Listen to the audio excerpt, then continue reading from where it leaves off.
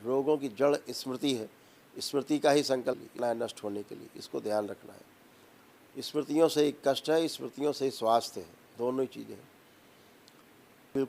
आदमी बिल्कुल पुतला है, जैसे मोबाइल आपका है, उसमें स्मृति नहीं, मेमोरी कार्ड नहीं है, तो आपका मोबाइल बेकार है आपके लिए। अब मेमोरी नहीं रहेगी तो आप कुछ यूज़ नहीं कर पाएंगे। तो मेमोरी से ही सब कुछ है। मेमोरी हटा दीजिए, मोबाइल दूसरी तरह काम करता है, और कोई मेमोरी डाल दीजिए, मोबाइल उस तरह काम करता है। तो मेमोरी ही सब कुछ है, इस बात का ध्यान रखें। आपकी स्मृति सब कुछ है। सारी स्मृतियाँ, तमाम स्मृतियाँ सब नष्ट हुई हैं, गंदी, इसलिए आप स्वस्थ होकर बैठे हैं। लेपन का ध्यान रखना है, जो बताया जाता है आपको वो अवश्य करें, ताकि मस्तिष्क की सूजन आपकी समाप्त हो।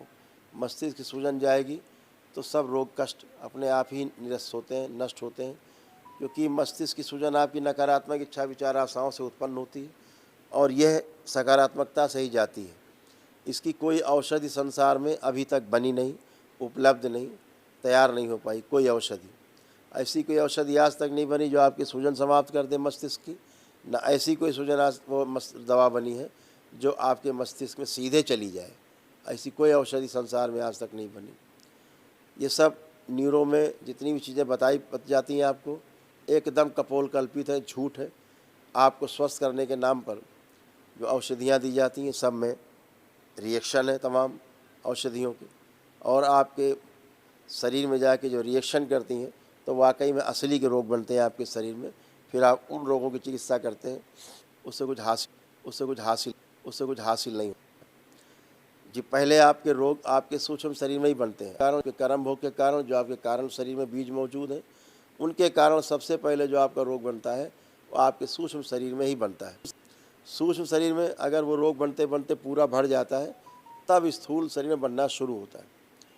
जब तक सूक्ष्म शरीर में रोग बनता रहता है, तब तक आपको कष्टों की प्रतीति होती है कि यहाँ कष्ट हो रहा है, वहाँ कष्ट हो रहा है।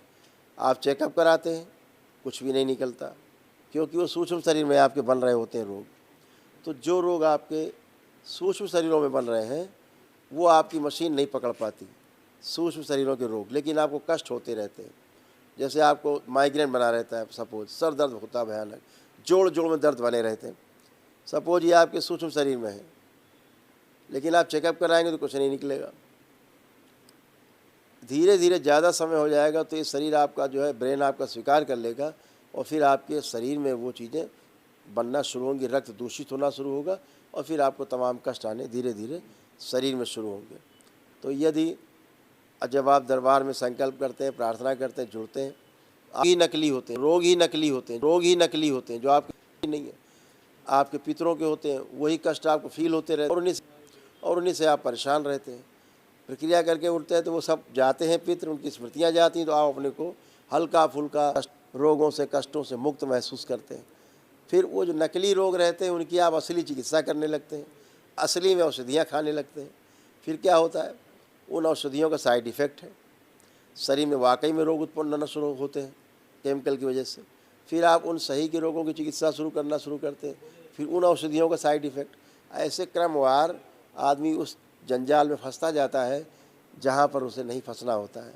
फिर वो आप रोग कष्ट महसूस करते हैं, दरबार से जुड़ते हैं, ये सब नष्ट होते हैं। औषधियों के साइड इफ़ेक्ट भी आपके सब नष्ट होते हैं।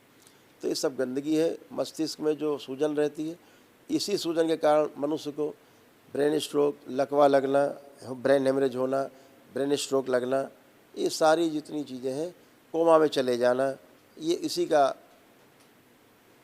कारण है, सूजन। इसलिए लेपन आवश्यक है, इसका ध्यान रखना है।